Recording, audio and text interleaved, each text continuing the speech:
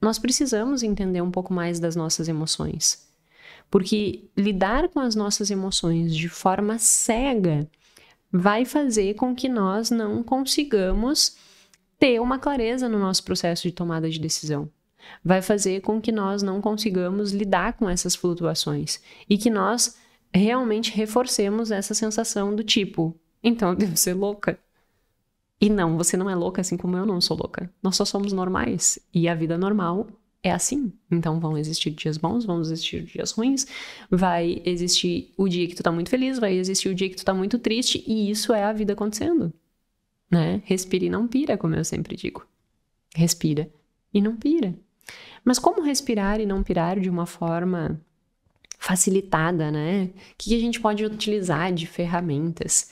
E aí que entra a discussão do nosso episódio de hoje, que é tratar sobre este livro aqui. Por que ninguém me disse isso antes? Sim, hoje é um episódio sobre este livro.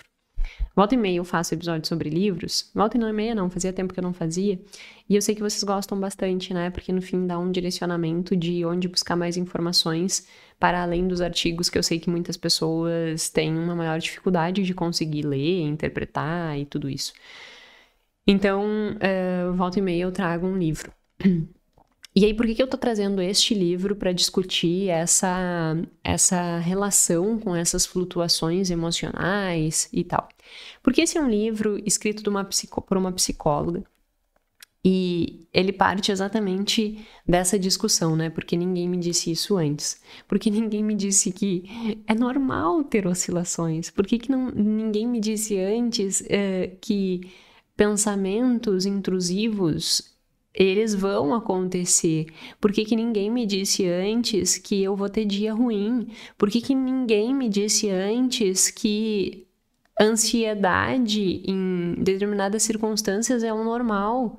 Por que ninguém me disse antes que o equilíbrio pleno não existe? Então, é muito interessante a visão que ela traz nesse livro, porque ele parte dessa construção.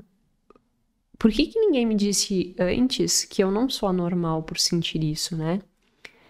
E como, então, diante do que é normal, havendo essas oscilações todas, como diante disso eu consigo viver melhor, tomar melhores decisões? Viver aquele sofrimento, mas que ele não perdure por um prazo muito grande. Como que no final das contas eu consigo regular as minhas emoções? E aí esse livro é muito realista nisso, né? Ele traz diversas ferramentas que tu pode aplicar na tua vida para regulação emocional.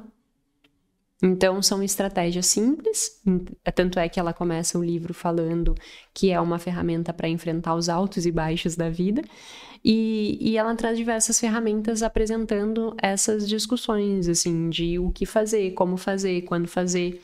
E eu achei que era muito interessante. Um adendo importante, né? Ele não é um livro extremamente científico, como alguns que eu já indiquei aqui, por exemplo, Rápido e Devagar, Misbehave, que também tem bastante exemplos, né, de pesquisa científica. Esse não é um livro que tenha exemplos de pesquisa científica, assim, maçantemente. Ela usa algumas indicações, mas não é a grande maior parte do estudo, assim, do livro, né? A maior parte do livro é muito sobre como que ela percebe e percebeu ao longo da carreira dela, ela é uma psicóloga, os diversos desafios que os clientes dela trouxeram, e ela foi trazendo isso, né, dentro do livro, e também ela dá alguns exemplos pessoais que são bem interessantes. Então, é muito mais nessa pegada, assim, do que propriamente um livro extremamente científico. E aí, a minha indicação, ela é muito pautada nisso, nesse aspecto de trazer de uma forma simples a compreensão de como existem essas oscilações e como que nós podemos melhor lidar com elas. Porque se nós conseguirmos lidar melhor com as nossas oscilações emocionais, nós conseguimos também tomar melhores decisões, inclusive com o nosso dinheiro, né? Quando eu não estou compreendendo, não estou de forma consciente entendendo o que eu sinto, eu vou ser mais vulnerável a tomar decisões ruins. Se eu conscientemente percebo, eu tô triste. Nossa, eu tô triste. Olha só, eu triste certamente iria querer comer mais doce. No meu caso, esse é meu gatilho, né? Não. E é engraçado, olha só. Autoconhecimento é maravilhoso. Quando eu tô ansiosa, eu não como. Agora, quando eu tô mais pra baixo, eu quero comer. Quando eu tô na TPM, por exemplo, eu quero comer doce, do bolo, eu amo bolo. Mas é interessante nós vermos como que existem as nossas respostas comportamentais frente àquela oscilação emocional, né? Dentro da TCC, ela sempre diz que existem esses comportamentos de enfrentamento, esse é o termo que ela usa, né? Então, diante de uma determinada circunstância, tu vai construindo comportamentos de enfrentamento, que na maior parte das vezes não são funcionais. Então, assim, um comportamento de enfrentamento da minha oscilação emocional, quando tá mais pro lado de afeto negativo, tristeza, é comer doce. Não é funcional, né? Se eu compreendo isso, eu consigo ser menos suscetível. Jéssica, tu tá meio triste. Então, tu tem uma tendência a querer comer mais doce. Tá, peraí, então respira e não pira. Qual seria um caminho mais funcional para minimizar e lidar melhor com isso? Tá, primeiro eu tenho que entender da onde vem esse sentimento, então. O que esse sentimento diz respeito na minha vida? Ele é real? Ele é uma ruminação minha? Ele é uma catastrofização minha? Da onde eu tô tirando isso? E aí, analisando os meus próprios pensamentos, nós chamamos isso de metacognição, para que a gente consiga caminhar de uma forma mais assertiva, mesmo nos dias que eu estiver mais para baixo, né? Então, eu julgo que esse tipo de entendimento, ele é muito importante que tu se entenda, e é muito importante que tu tenha ferramentas para isso. E aí esse livro, ele vem justamente nessa pegada, assim, para que você leia, você consiga se identificar em algumas coisas e que tu consiga ter essas ferramentas que te ajudem nesses momentos, que não são ferramentas de autoajuda, por exemplo. Tem uma página, inclusive, que ela fala, deixa eu ver se eu anotei a página, vou citar aqui,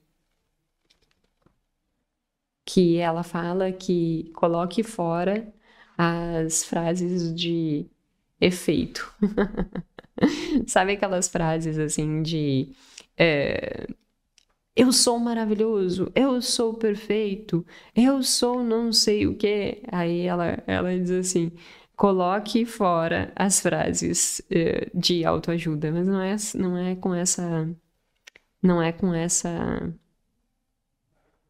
é exatamente dessa forma que ela escreve, né?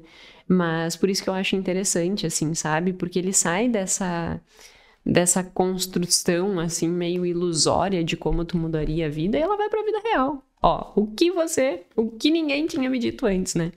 Mas não é um livro técnico, profundo, com um embasamento de tudo, mas eu acho que é um livro para quem já conhece muito de terapia cognitiva comportamental, quem já conhece muito sobre psicologia, quem já tem o costume de se autoanalisar com grande frequência, vai achar um livro um tanto até superficial. Mas para aqueles que ainda estão nessa fase de desenvolver esse autoconhecimento, desenvolver essa habilidade de implementar ferramentas, eu acho riquíssimo. É que nem quando eu indico A Mente Acima do Dinheiro, para entender um pouco de padrão de comportamento financeiro, né, e perfis, não é um livro extremamente técnico, mas é um livro de porta de entrada incrível, né? Esse aqui é na mesma pegada.